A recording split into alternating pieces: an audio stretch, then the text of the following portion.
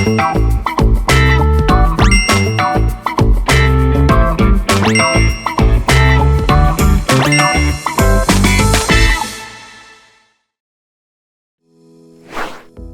warahmatullahi wabarakatuh. Halo, perkenalkan nama saya Dimas Satrio Wijaksono SOSM IKOM. Saya merupakan salah satu dosen program studi penyiaran konten digital Fakultas Komunikasi dan Bisnis Universitas Telkom. Saat ini saya mengampu untuk mata kuliah Studi Budaya Media Digital dengan kode mata kuliah KDI 1 J3. Baiklah, kita masuk ke dalam pertemuan yang ketiga, yaitu media mengenai media hegemoni dan ideologi. Masih bersama saya Dimas Satrio Wijaksono SOSM IKOM.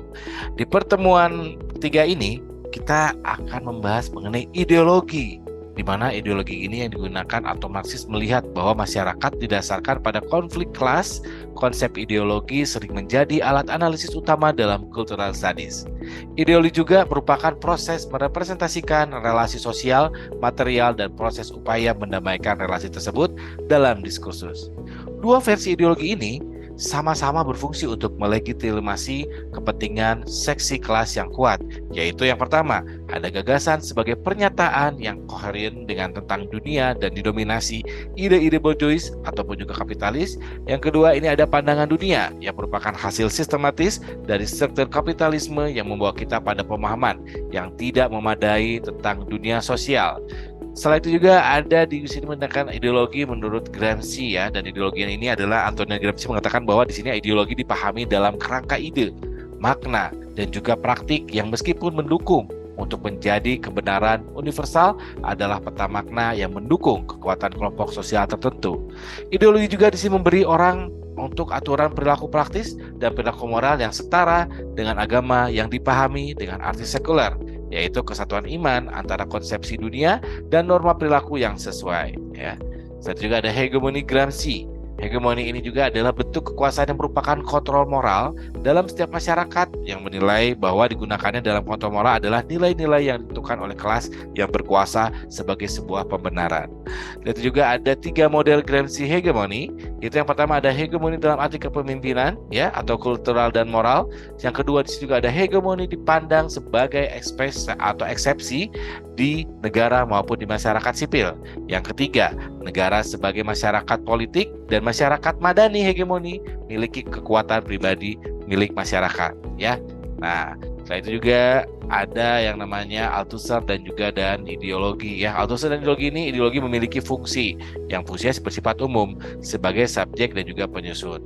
Ideologi ini memiliki pengalaman yang tidak salah, yaitu ideologi yang memiliki pengalaman yang tidak salah. Di sini maksudnya adalah ideologi yang memiliki kepahaman yang jadi dirinya dimiliki oleh setiap individunya.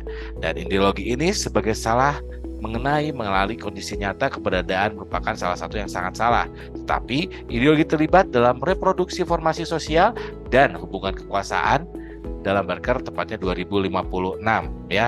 Nah, setelah itu juga ini ada Althusser ISA RSA. Biasa kalau bisa bicara mengenai hal ini adalah itu bicara mengenai aparatur negara yang berisi pemerintahan, administrasi angkatan darat dan juga pengadilan.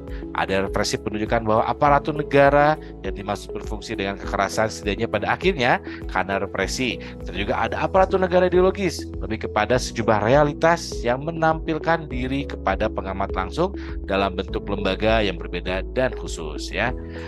Lalu setelah itu ada juga aparatur negara berfungsi secara masif dan dominan. Oleh karena itu, di sini termasuk represif fisik, sedangkan berfungsi secara sekunder oleh ideologi.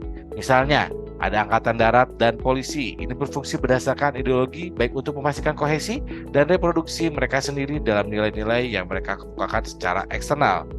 Setelah itu, kita bisa lihat bahwa di sini ada media, ideologi, dan hegemoni.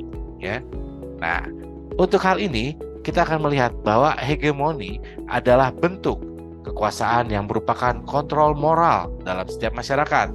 Nilai-nilai yang digunakan dalam kontrol moral adalah nilai-nilai yang ditentukan oleh kelas yang berkuasa sebagai sebuah pembenaran.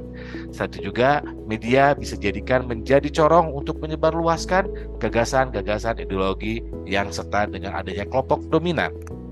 Setelah itu juga di sini Marxis dapat mengatakan bahwa lebih kepada terdapat kekuatan-kekuatan yang tidak seimbang.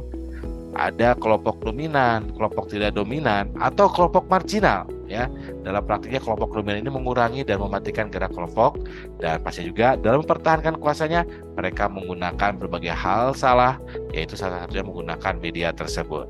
Baiklah, itulah secara singkat mengenai penjelasan yang sudah saya sampaikan. Untuk lebih lengkapnya lagi, silakan Anda bisa download di LMS Anda. Baik, itulah pemaparan singkat, tepatnya materi dari saya. Sampai jumpa.